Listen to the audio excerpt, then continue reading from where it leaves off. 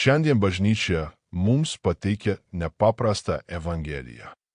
Evangelijos pagal šventąjį Joną prologą. Šis tekstas yra toks svarbus, kad daugelį amžių bažnyčia jį melsdavosi kaip paskutinė kiekvienų mišių Evangelija.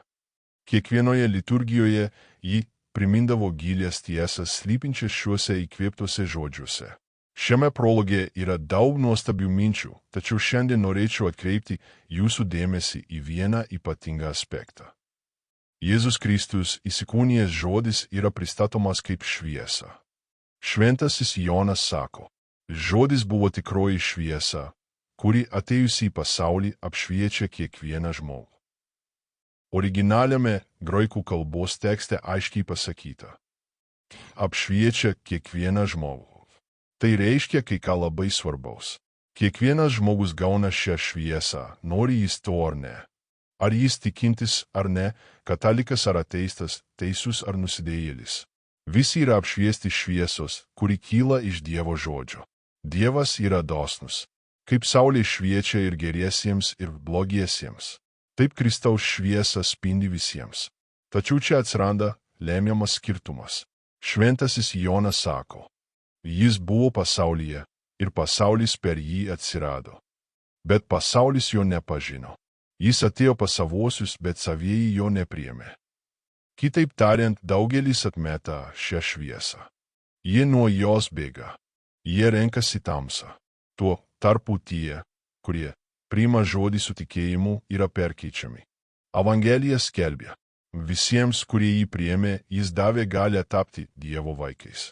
Tiems, kurie tiki jo vardu. Čia baigėsi lygybė. Atsiveria dvasinis padalijimas. Vienoje pusėje tie, kurie tiki, priima ir leidžiasi apšviečiami. Kitoje tie, kurie atmeta ir lieka tamsoje. Todėl, mano broliai ir seserys, sprendimas priklauso mums. Tu, kuris tiki Jėzumi Kristumi, turi kasdien prašyti. Viešpatie, padidink mano tikėjimą. Nes būtent šis tikėjimas daro mus Dievo vaikais. Tikėti reiškia suderinti savo valią su Dievo valia. Ir po truputį tai mus keičia iš vidaus.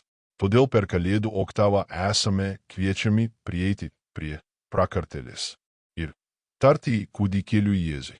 Viešpatie, tu esi logos, mano gyvenimo prasme. Aš tikiu tavimi, todėl noriu gyventi tam, kad tave šlovinčiau ir tau tarnaučiau.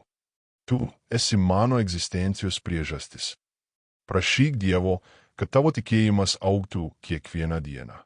Kad šiandienos tikėjimas būtų didesnis nei vakarykštis.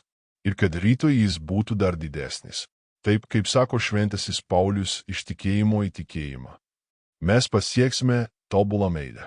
Ir tapsime visiškai Dievo vaikais. Šią paskutinę metų dieną. Šlovindami Dievą ir melsdamiesi tėdon. Stokime jo akivaizdon su šia nepaprasta dovana. Tikėjimo dovana. Didesnės dovanos nėra. Tegul Dievas jūs laimina.